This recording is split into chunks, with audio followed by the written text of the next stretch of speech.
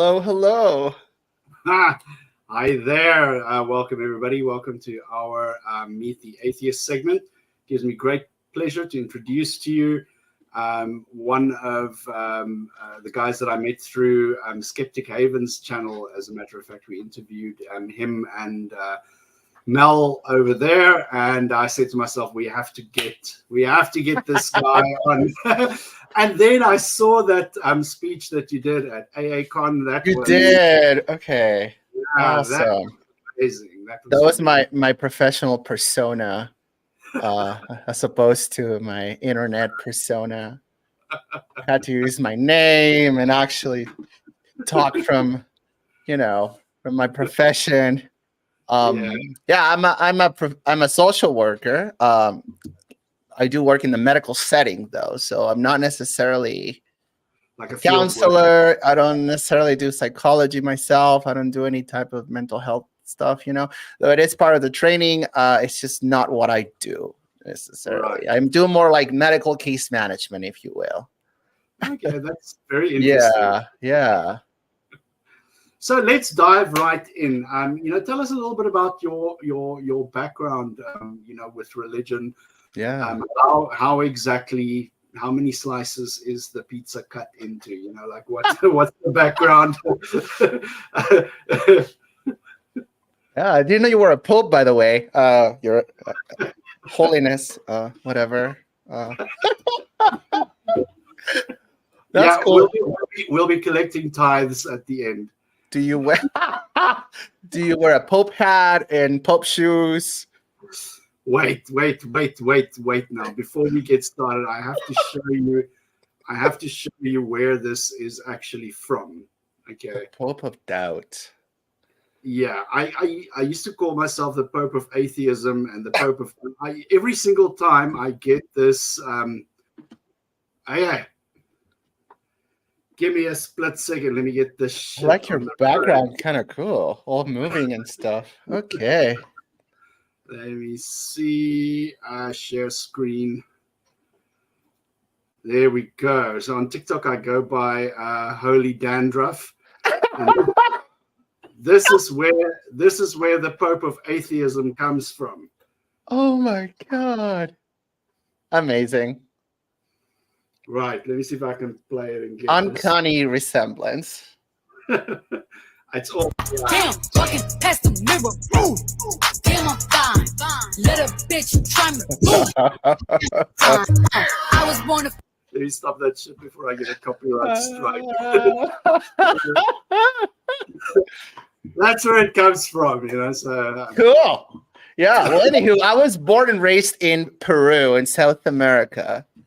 Very Catholic by default. Everybody's Catholic. They assume you're Catholic. The church is like right there, for example, when you go to court, right? Like the fucking judge has a fucking crucifix right there.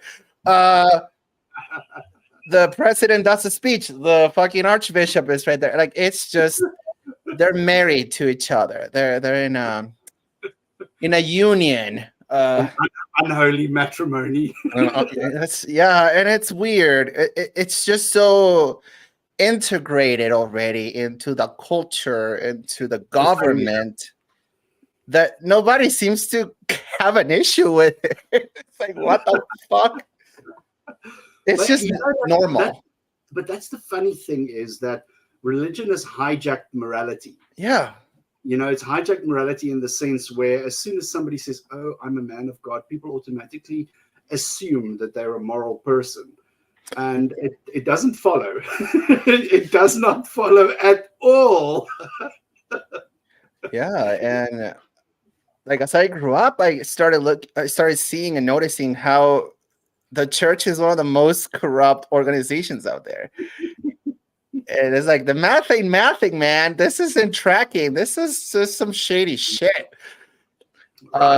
So yeah, I grew up in you could say a Catholic household. I have an uncle who's a priest. My godmother was a nun. I went to church every Sunday with my mom. My dad, I'm pretty sure he was an atheist, but motherfucker would stay home. When we went to church, I hated going to church. So I would just go with my mom. I was baptized. I did my first communion because it was part of the curriculum at the school. That's just that. It's weird. I have to show you now a photo because you're gonna laugh. How do I share screen? Were you an altar boy? No, I was not. So it's at the bottom. There's a present option. Oh yeah. It's just weird because I never done it from this end as a guest. I usually the host on the chair. Well, when I find it, I'll show you because it's funny. I was not an altar boy. That photo that I showed on that presentation, that's just how they dress you when you're doing your first communion. Oh, I guess I may have deleted it. I don't have it anymore. Whatever. I'm wearing this white tunic and I'm standing like this under a tree. I'm probably 8 years old. I don't fucking know. But that's just that. And it's my uncle, who's the priest, he somehow talked to the priest at the school and he wanted to give me my first communion. So he just made himself his way into the what do you call the mass or whatever, the ceremony. And he gave me the first communion. It was really weird. Tastes like shit. Don't eat it unless you put like, I don't know, some 1 star. Don't recommend. No. Jesus, not very tasty. Jesus is not very tasty. You know, somebody out there figured out how many wafers it takes to eat a whole Jesus. Yeah, it's quite a bit. It's quite a bit. Yeah. So what was the journey of deconversion like? Because there comes, some people describe it as a very gradual unpacking and unloading of a big truck. For some people, the clouds part, and all of a sudden they realize the sky is empty. And what was that journey like for you? Were there any experiences or key factors? I don't know if I would call it a journey for me because, it wasn't until recently that I started doing this podcast, which was 3 years ago, and actually chatting with people who went through religious trauma, who went through lots of indoctrinations as they were children. Like religion was their community, their life. Like that wasn't the case for me. So for me, it was a bit different. Like I said, I grew up in it already. It was part of the culture, but I don't recall a time in which I actually called myself a believer per se. I don't think I honestly even believed that God was a thing. It was just like, what are these people doing in this? Like, why is this woman with the beads fucking praying and mumbling this shit? Why are they eating the cracker? And why is there a bloody guy on the stick on the wall? It's just, I always had those questions as a kid. Yeah. And the more I grew up, the more I just couldn't buy it. It was kind of like the Wizard of Oz, you lift the curtain and you see the bullshit. You know what I mean? And so I honestly couldn't say that I ever experienced that type of journey, deconstructing and losing my faith or anything. There wasn't a moment when oh shit, God might not be real. That's just how it was since I was a kid. And maybe it was around age 13, 14 that I realized what atheism was, and I was like, yeah, I don't think I believe anything. But of course you have to pretend, right? You have to still go to church, you still have to participate, you have to go with mom to the ceremony, you have to go to the fucking baptism or whatever, because it's part of the community and the culture and whatnot. I think it was in high school. So I came to the US when I was 13 years old. So I didn't really go through my adulthood over there. It was here in this country. So it wasn't around probably age 17-ish that I said, you know what? Yeah, I'm definitely an atheist. Yeah. I identified with the label of atheism, if that makes sense. And then when I started university, that's when I actually started looking for information, and I discovered the atheist experience, Richard Dawkins's The God Delusion, and I was in a philosophy class, and all of these things that were like, yeah, this is all bullshit. There's no logic in this, but I'm open to it. So if you want to bring me some evidence, like, let's see it. I just have not seen anything since. I'm 36 years old, and I still haven't seen shit. So until then, I'm not gonna make shit up. That's basically where I am. Yeah. But it's funny that you mentioned that, because I found, through the past decade or so that I've been involved in this atheist group, that atheists value truth a whole lot more than those who claim to have the truth already. That's just my personal opinion, because I agree. They will scrutinize everything. They will, look over things twice, because I think when you realize that, fuck, I've been fooled, you become a little bit hesitant. You develop like a small little trust issue. Yeah, a bit of a defense, something to protect yourself against being hurt again or duped, right? But yeah, and then like I'm saying, like, as I grew up, I started seeing, well, shit, religion is like permeating everything. Then I started learning history, right? Like colonialism, like how was religion brought to Peru? How was it brought to the Americas in general? It was not by reading the book to the native. Nope. It came at the point of a sword. It was not crisscross applesauce. Let's learn Jesus. It was like, believe or I will impale you in this device, or the Inquisition, right? That's fucked up shit.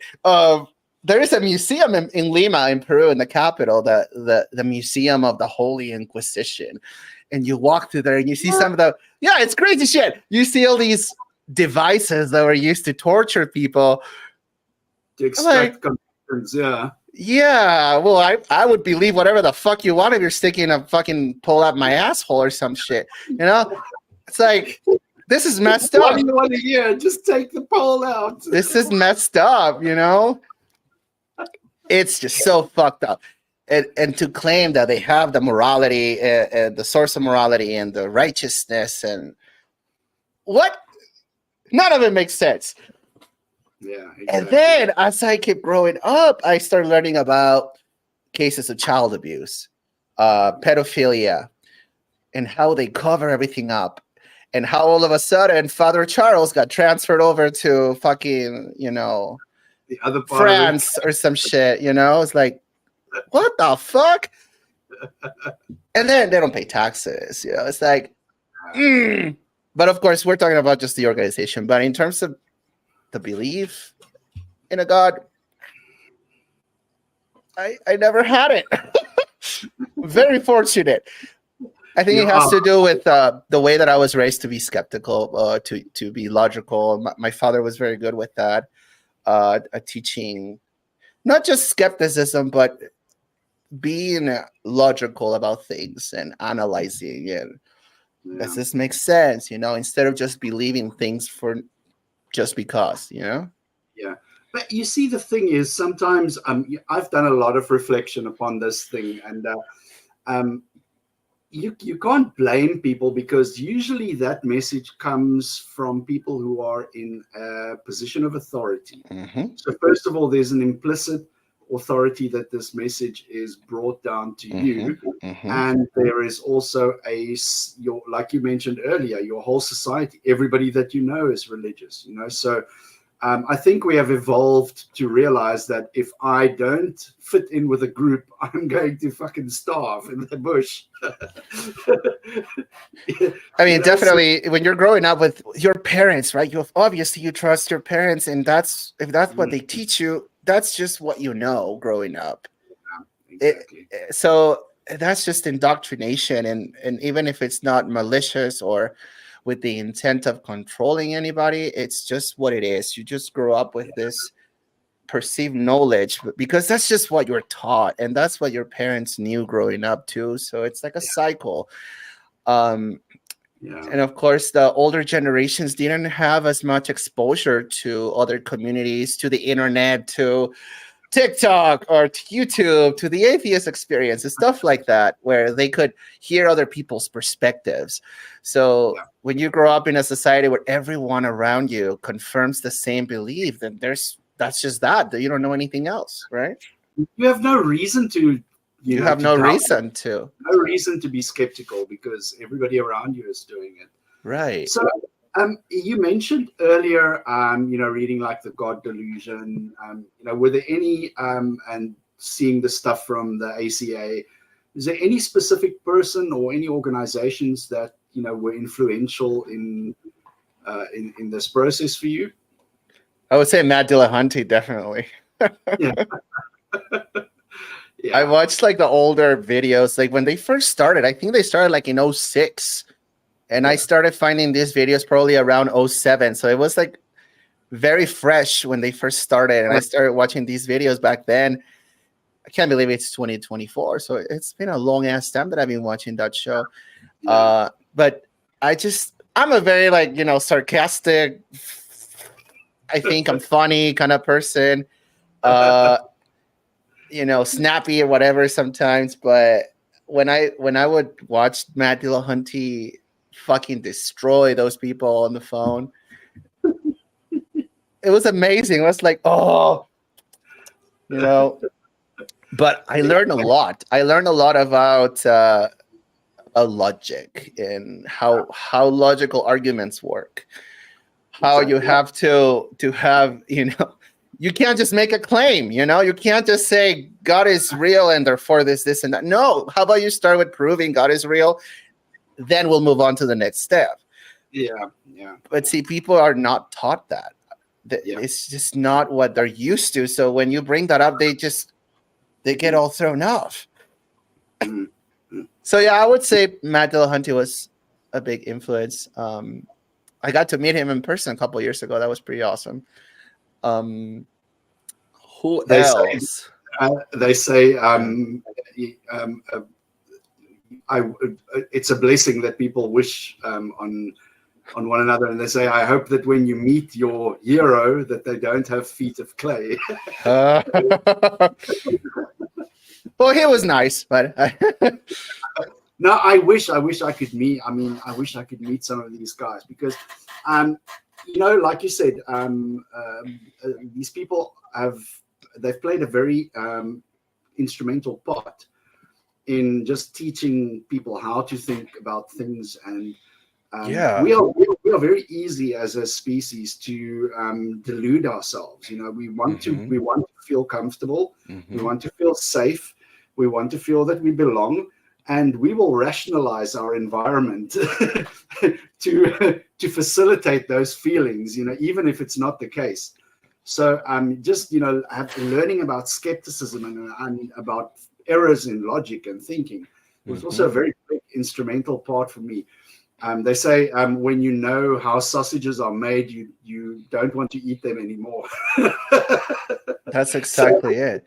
You can't undo it anymore. You can't like I was saying, The Wizard of Oz. Once the curtain comes down, you're like, what's going on, and you can't even pretend anymore. Yeah. That's what I saw when I was a kid too. I remember noticing that people were pretending a lot. Everything is a performance for each other.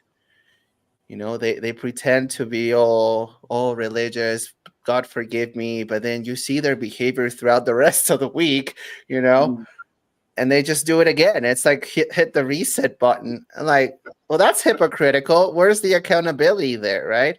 Yeah, you can't be a piece of shit Monday through Saturday, and then on Sunday you're like, I'm blessed, I had the body of Christ.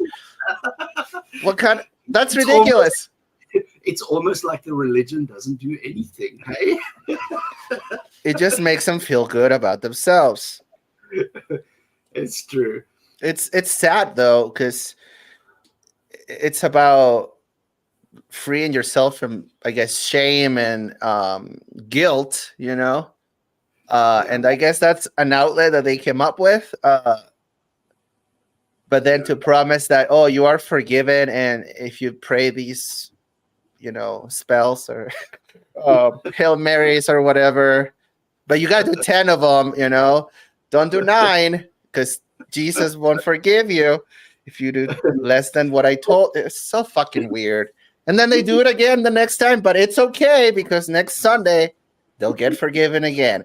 So where is the actual accountability? I found it really funny how I've seen religious people say, oh, atheists don't have any accountability. You don't have any moral authority or moral ground or whatever.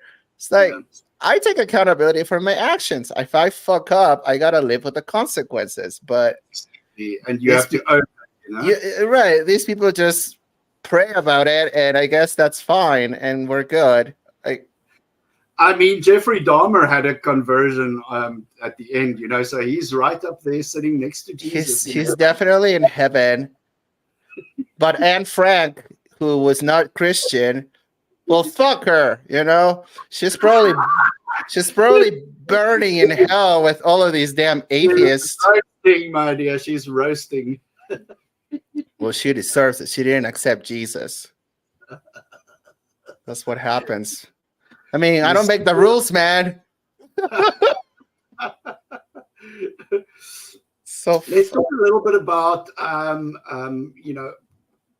are you now that you don't have Jesus in your life is meaningless. I don't have a Jesus-shaped hole or whatever they call it. So what gives meaning to your life? What are dogs? What are you passionate about, and what fuels you? Dogs are meaningful to my. I have 2 dogs. Well, that's the other thing, right? When they say, "Oh, what's your meaning for life if you don't have Jesus or God or whatever?" Gives me a blank slate to do whatever the fuck I want. How about that? I make my own meaning, right? I value human connections, friends, family. I love animals, dogs, especially dogs. I don't like chihuahuas though; they're too yappy. What kind of dog person are you? Are you pit bull or terriers or? I have little poodles. Well, that's just what I have right now. But at some point when they die, I probably want to get something a little bigger. Though poodles, I do have adorable. They are adorable. They're hypoallergenic too, so it's great. I'm also passionate about music. I really, really enjoy heavy metal in general, death metal. It's going to shows. I've seen some of the you play as well. I sing. I don't play. I don't play anything. I sing in a rock band. It's not metal because I cannot do metal vocals. I can't do shit like that. I've tried. I've looked at videos on YouTube. I don't know. Yeah, you probably can do a better job, but I can sing decent enough for people to tell me that I'm doing okay. So in fact, yeah, we have a gig actually in a couple of weeks, so we're very excited about that. Nice, man, nice. Yeah.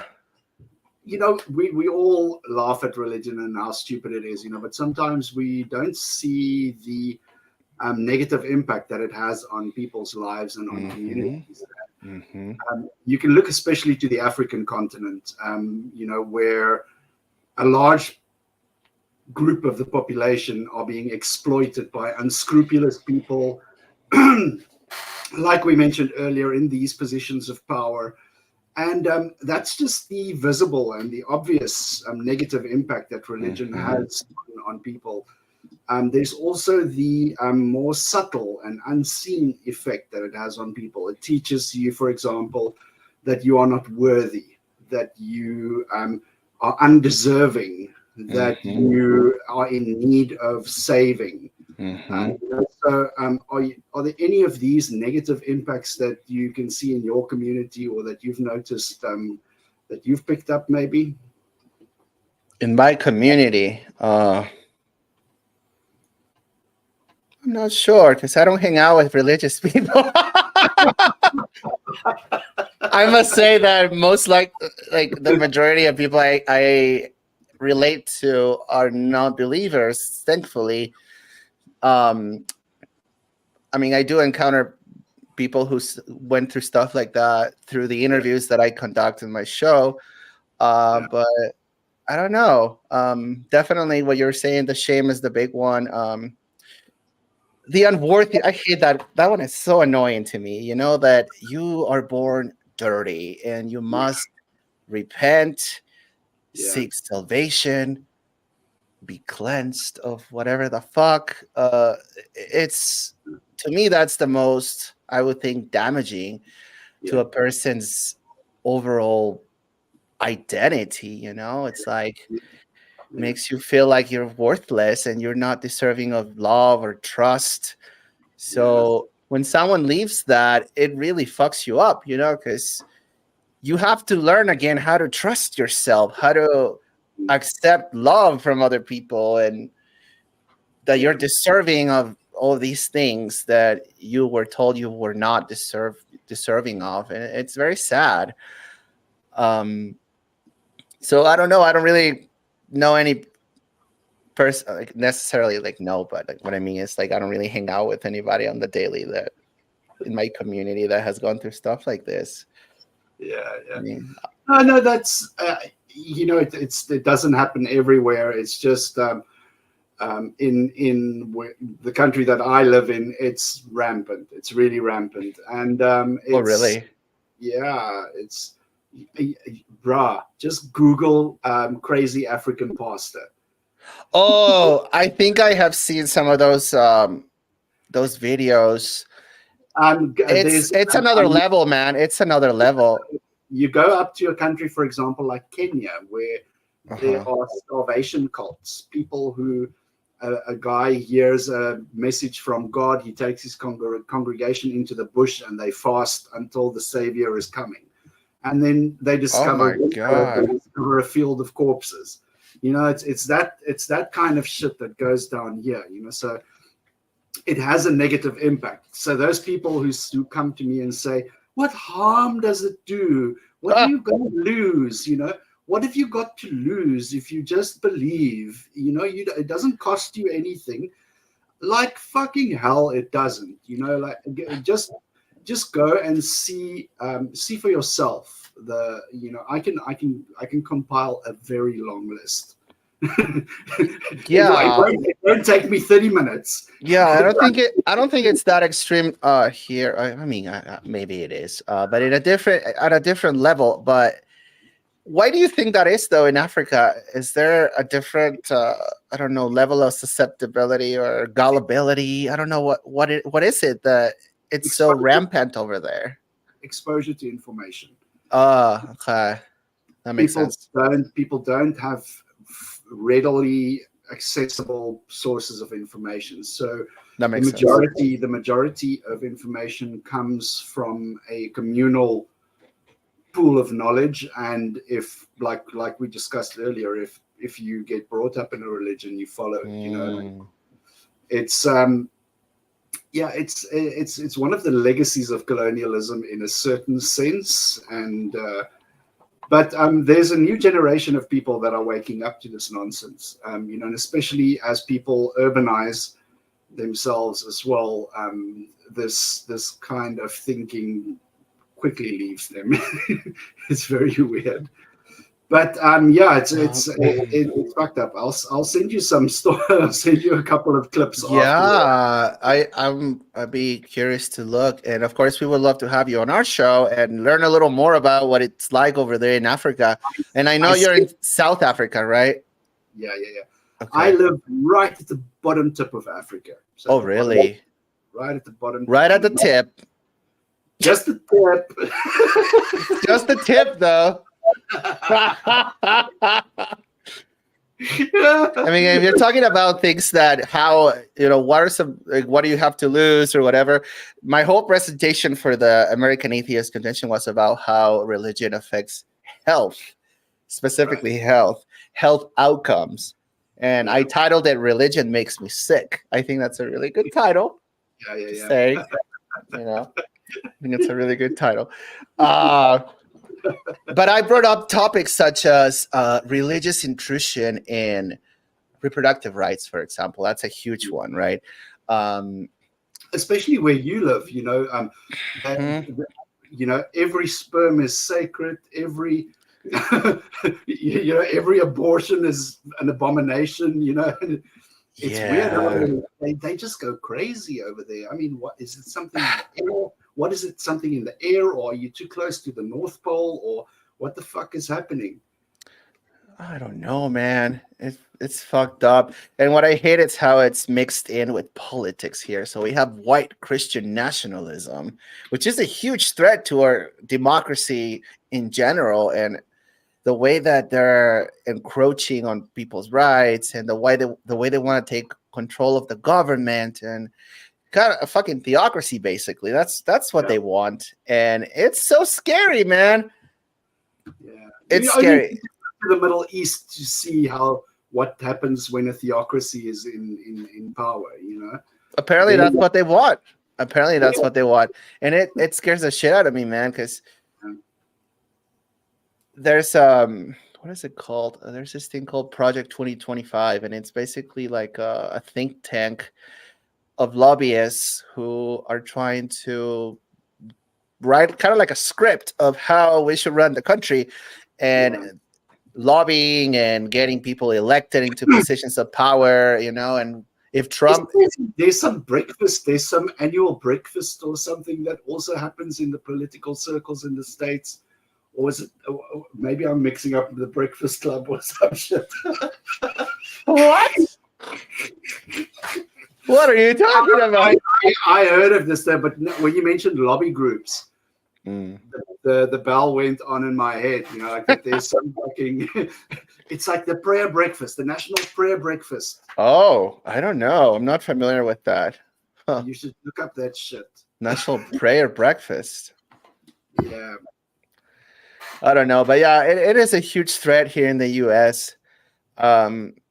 Christian nationalism. Not all Christians, not saying that. Not saying just Christianity on its own, but there is a movement called white Christian nationalism. Yeah.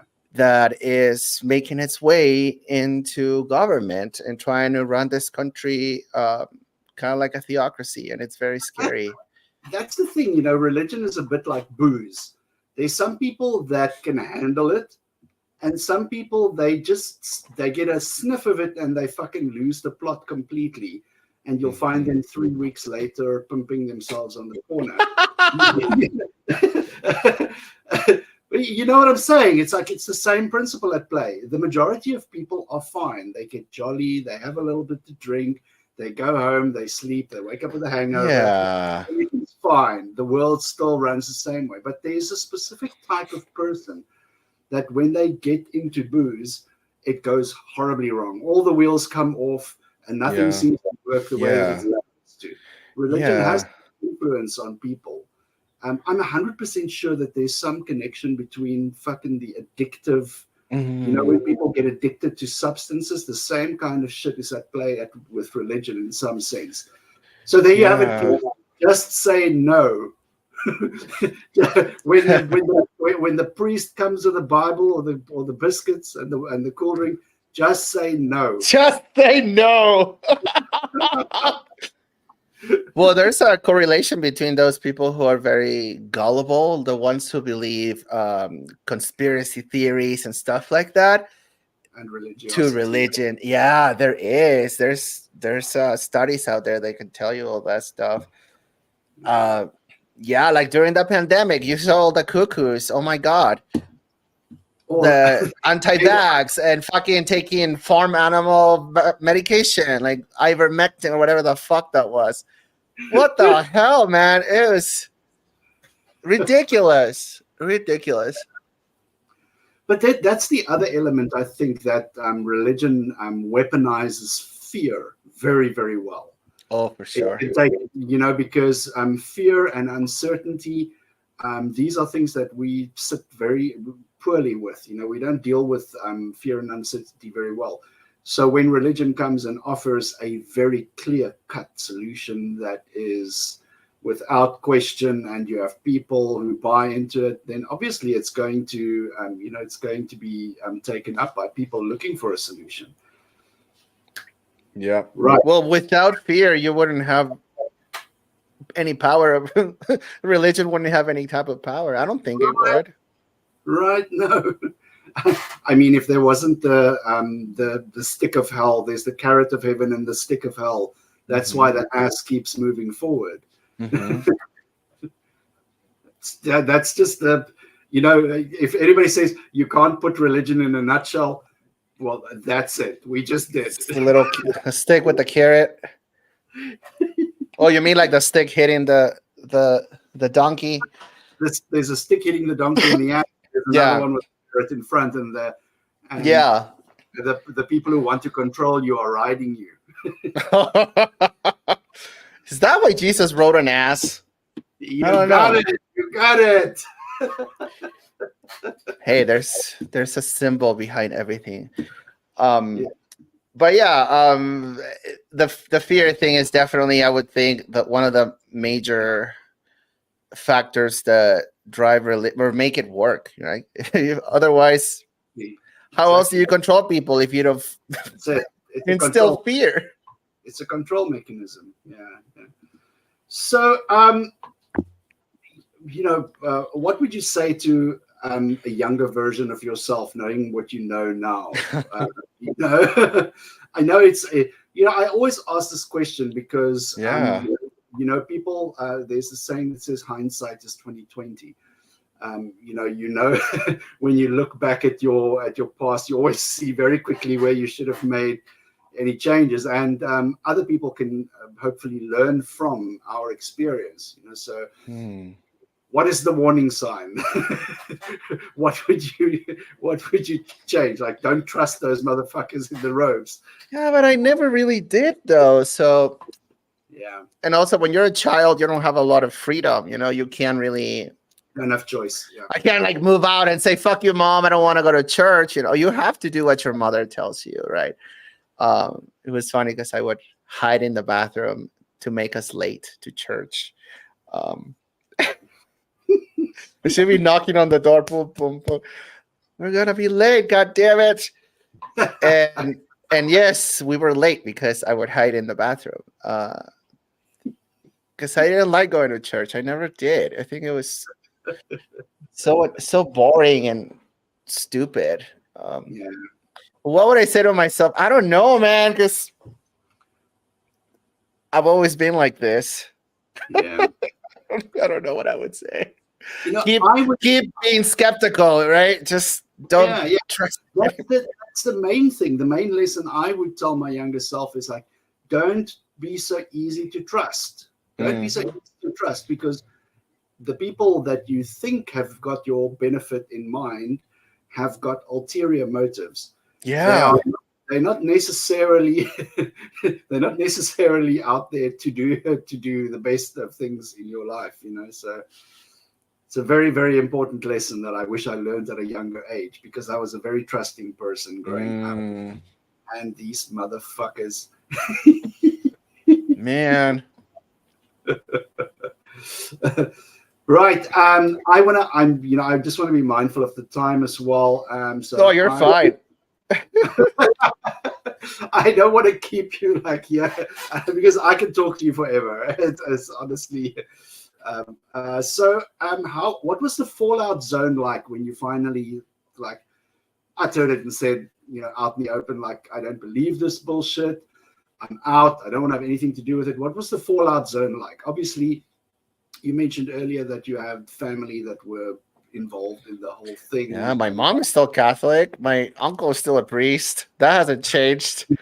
I think my mom and I have this understanding when it comes to belief and disbelief. And by understanding, I mean we don't talk about it because there's no point. It's not gonna. Nothing is gonna come out of it. Yeah. Nothing fruitful. I think my mother understands where I come from, and that I'm still a good person, and nothing has really changed. There's nothing different. And I also know my mother doesn't use her religion to hurt other people. She doesn't, you know, use it to manipulate, for example, like other people. She's not trying to take over the government. I know she does pray. I know she believes in God. Oh, Dios mío, please bring my baby back to the church. Right? But she seems very, I would say, accepting, you know. She's cool, whatever. When it comes to that kind of stuff. In regard to my uncle who's a priest, I don't even talk to him. I haven't talked to him in many, many years. I don't even know where he is. He's always somewhere in the world. One time he was in fucking France for a while. Then he lived in Italy. And then he fucking lives in, I think he's in Vancouver now. I don't know where the fuck he is. I have no relationship with him really. And I don't know if he knows. He probably does know that I don't give a shit about his religion. I have had family in Peru that are, you could say, traditional religious, as in it's just what you do. You go to church because you go to church or whatever. But I don't really know if they actually believe any of it. I honestly think my theory is that nobody really believes and they're all pretending. Yeah. You might just be right, you know. They're all pretending to each other and nobody will admit it. But you know, it's like that story that we told as children about the emperor who gets new clothes. Somebody is keep on and they fool the emperor to believe that he's wearing beautiful clothes, but he's naked. And nobody wants to say to him, "Bruh, you're naked." That's funny that you brought that up, because I actually brought that story up on one of the episodes a couple weeks ago. Mel didn't know what I was talking about, but I said. So I brought up that because that's what it reminds me of. Religion is something like that, you know? They're all pretending for each other.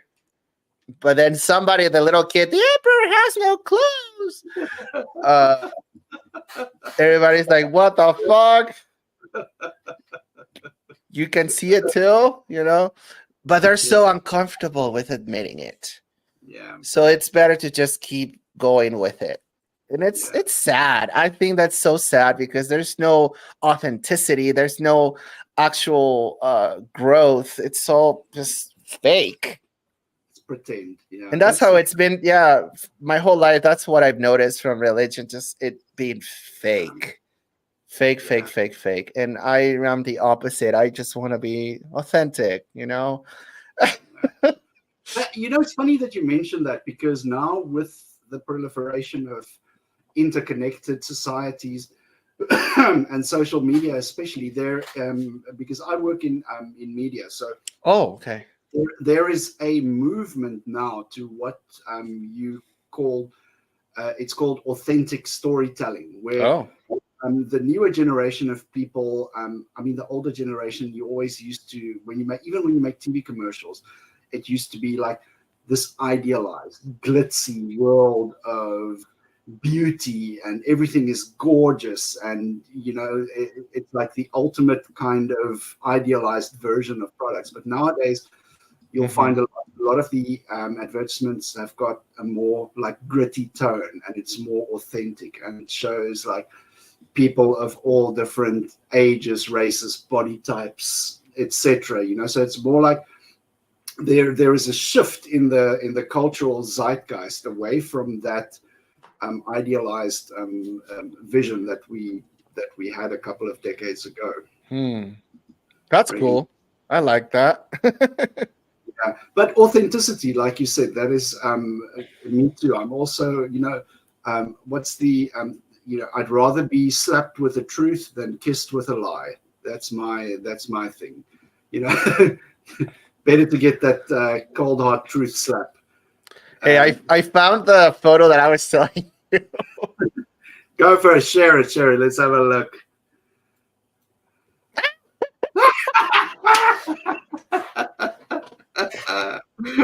So that's me at my first communion. I was probably, I don't know, 8, 9. Who the fuck knows? But that's how they dress you up. And that was a rental. We had to pay for that. That's precious, man. Right? Right here, watch the next slide. See, this shit is so.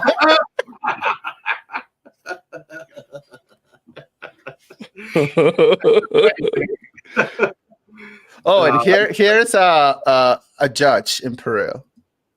Right. This is a Supreme Court justice. Isn't that crazy? It's crazy. So yeah, I could never get that. I could never get that. How and you know, this whole idea of celebrating the crucifixion, it's just so gory. I don't understand it. I never did. I thought it was weird and it's like a torture device. Creepy. You know, like, yeah, it's creepy. You know, this is what Christians are worshiping. They're worshiping death. They're worshiping. It's a death cult.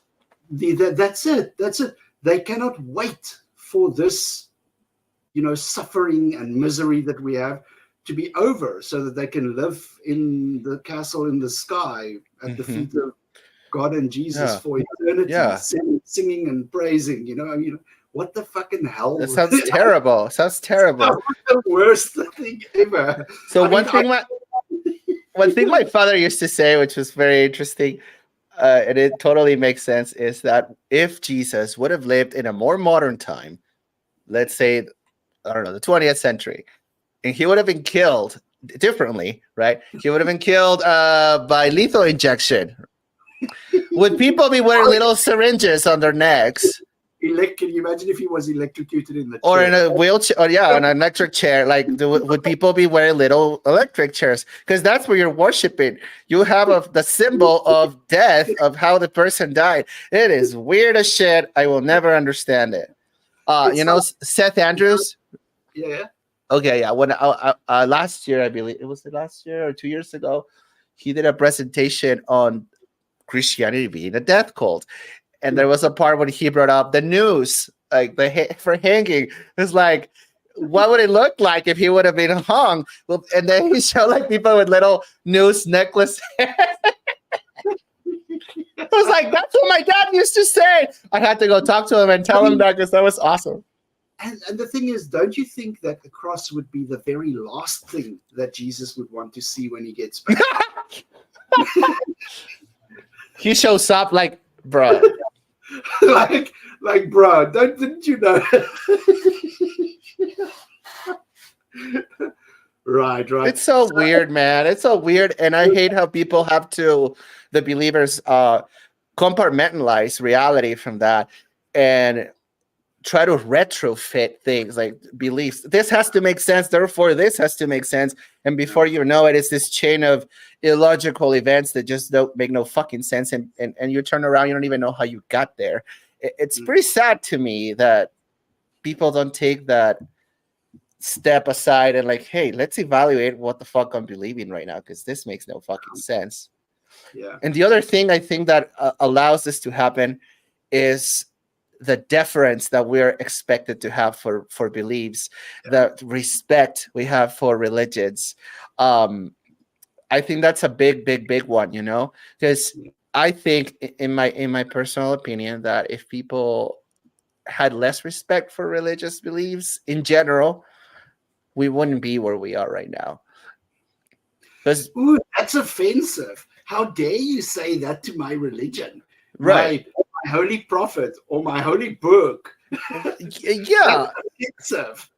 Well, your fucking religion is offensive to me, bitch. Exactly. Yeah. So if your God has a problem with it, he can let me know.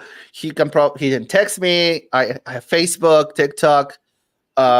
You can show up in the kitchen. I don't know what you want to do, but you send him my link tree. I'll send you my link tree. I mean, he showed up in a burning bush, apparently. He can talk to people. He can send plagues. But apparently he's pissed when I talk shit about his religion. Well, he can tell me himself. You know? He's too busy appearing on Toast and on pictures of dogs' butt. You know what I'm saying? He's too busy with that. He's too busy with that to come in and show his face. You know? fucking loser. Oh, here's a cool photo I want to show you. Yeah.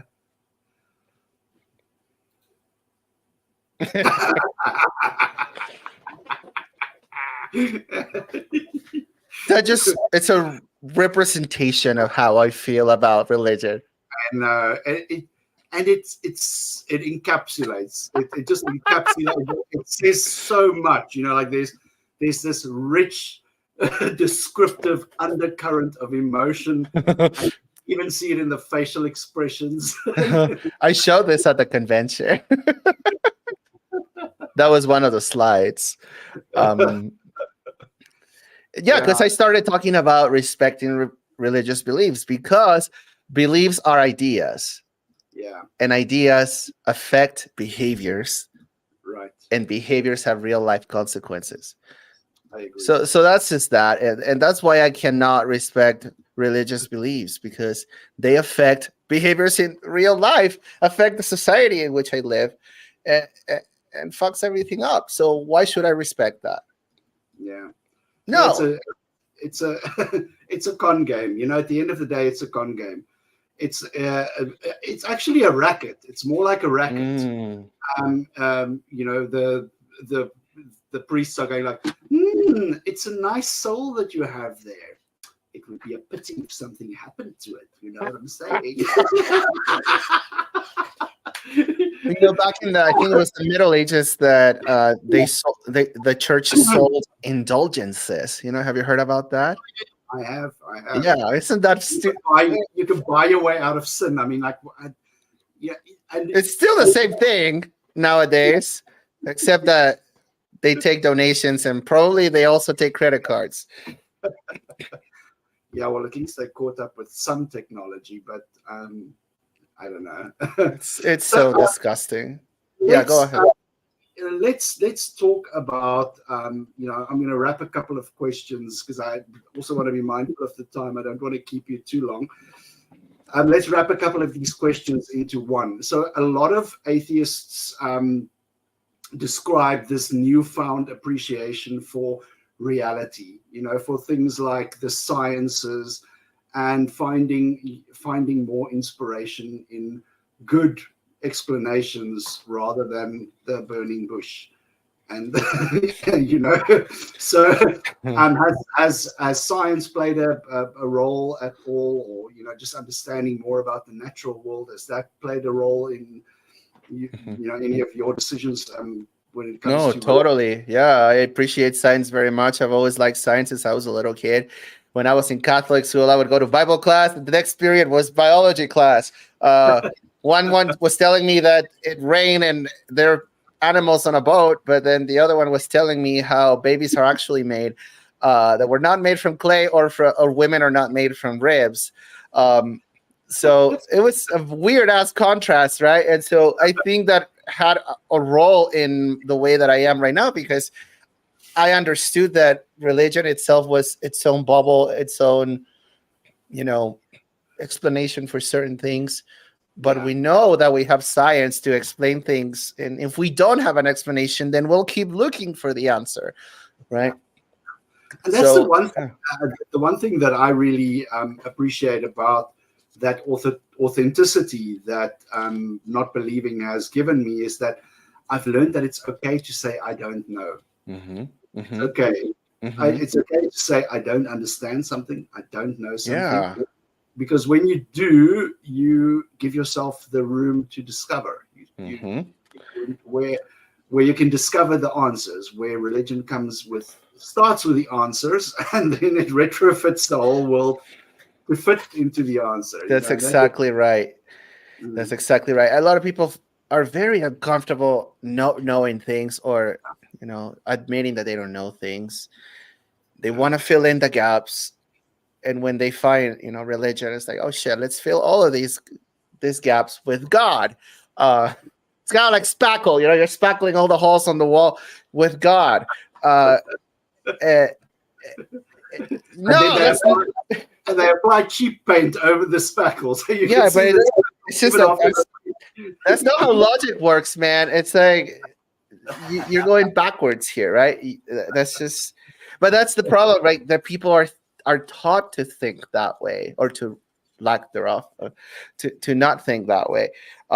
They're taught to not question things. They're taught to always be fearful and to respect authority and to respect beliefs, and God has a reason for everything and he works in mysterious ways, and that just never worked for me. That's yeah, works for some apparently. Yeah, some people buy it. It's sad. So, how do you interact with religious people nowadays? Because you don't strike me as the type of person that takes things lying down. Have you become the stone in religion's shoe wherever you are, or or are you just like your shit over there, my shit over here? Yeah, I used to be more of the angry atheist when I was around 18, 19, 20. I would get into debates with people. Shake your fist at the sky. Yeah, but the older I gotten, I'm like, I don't give a shit. I really don't. Yeah. I guess my way of expressing that anti-theism, if you will, is on social media, because I post a lot of memes. I opened a TikTok. Your TikTok is fire, bro. I have to say. I went through your TikTok. I used to have more viewership, but I don't know. I think TikTok just doesn't like people who are not religious. And that's across the board, I've noticed. My videos don't get as much views anymore, unfortunately, but who gives a shit?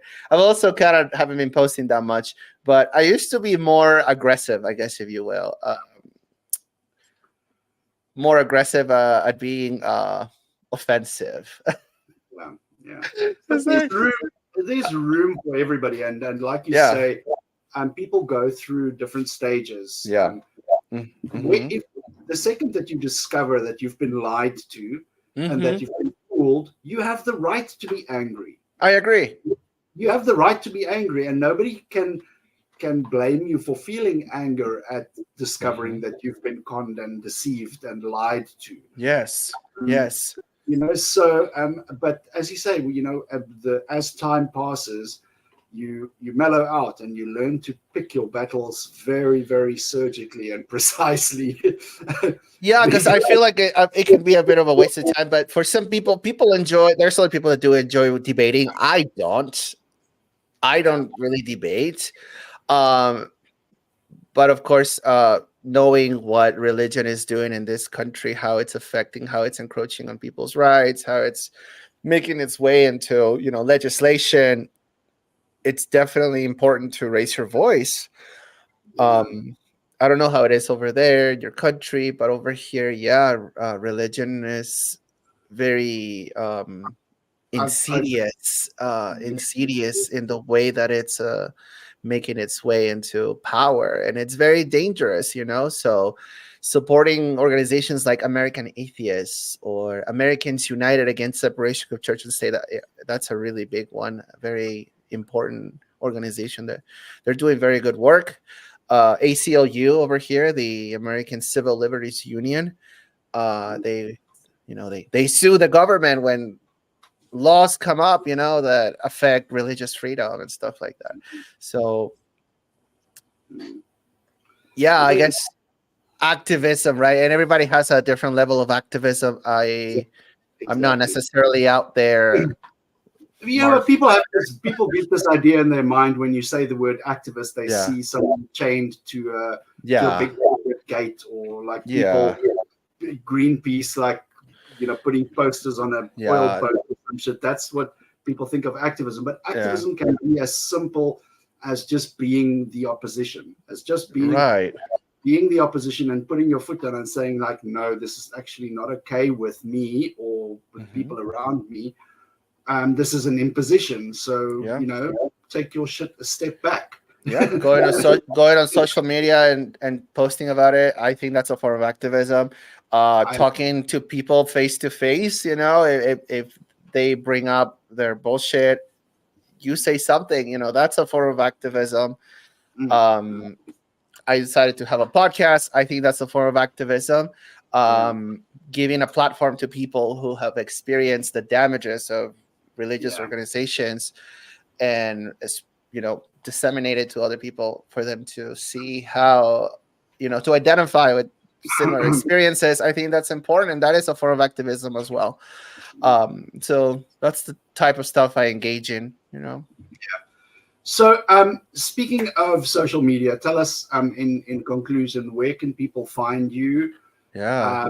And if you have anything that you want to promote, give us a quick shout out. Yeah. So if you're on TikTok, if you want to follow me, I am Baphometal, Baphometal. I think it's Baphometal.666, some dumb username. Yeah, it is Baphometal.666 on TikTok. If you want to follow me, don't do it. It's terrible. It's a terrible platform. But if you want to, it's your dumpster fire to deal with. I actually promoted because I'm going to post this tomorrow. But I promoted it with one of your that blasphemy against the Holy Spirit TikTok that we did. It's become and lately it's become a fucking home shopping network. Every other video is a product, and it's gotten really annoying. And I don't get as many viewers anymore. The most I get is like 300 views. That's it. It sucks. It's terrible. I guess I just gotta become a better person and post better content. And also, my friend Mel and I have a podcast. It's called the Burning Eden Podcast. Think of the Garden of Eden, but it's on fire. So there's that. We started, I think, 2020. Yeah, at the end of 2020, during the pandemic.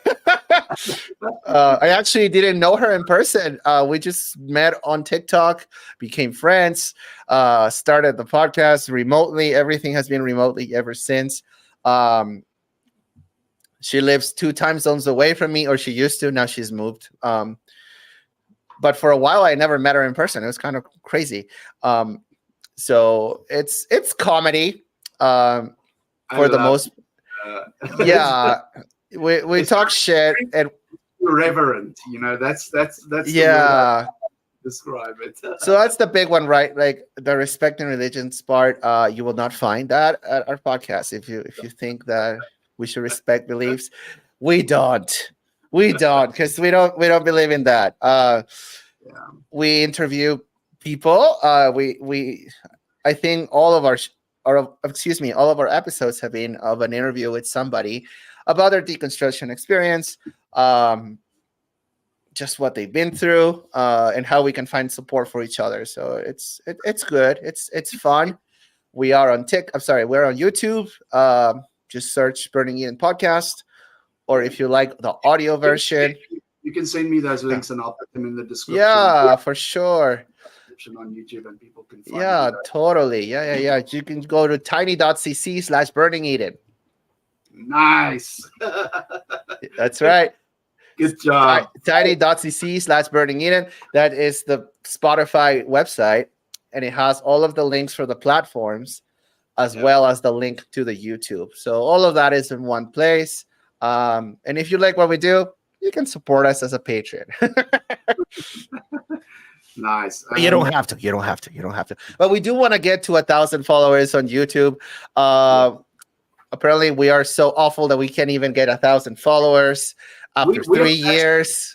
We are on the same level of subscribers at the moment. I just went over the 3/4 mark of getting to that goal, because this shit has to start paying for itself at some stage. That's my goal. Like my goal with all of this is just for it to be self-sustaining. Because if it's self-sustaining, then I don't want to make money out of the shit. I just want it to carry itself. Well, yeah, StreamYard is expensive, man. Fuck, bro. It's but thankfully we recently got a couple new strong supporters, and I think it's it's come to that point where it's probably going to be somewhat self-sustaining, at least to cover the cost of StreamYard, and it's good. It feels good. But the thing is, like you've got to consider it, in terms of you are working in a first world country. My currency is 20 times to your currency. Shit. So there's a considerable curve when it comes to damn. putting these things. But it's admin at the end of the day. We do it because we love it, and we do it because we feel passionate about it. And at the end of the day, I don't mind. I really don't mind. Otherwise, we enjoy what we do. Most of the time. But I want to thank you for having me. I appreciate the accommodating with the time and all that. amazing. It's all your fault for living in Africa. So what can I say? I was born here. What can I say? In closing, I just want to say thank you so much for being so incredibly generous with your time, or for meeting with us, for introducing our members to your content. Look in the description below for those links. And I always like to close out by reminding people that you need to sin. Please go out and sin as much as you want, because if you don't sin, Jesus died for nothing. Absolutely nothing. Right? So, take it easy, guys. We'll catch you on the flip side.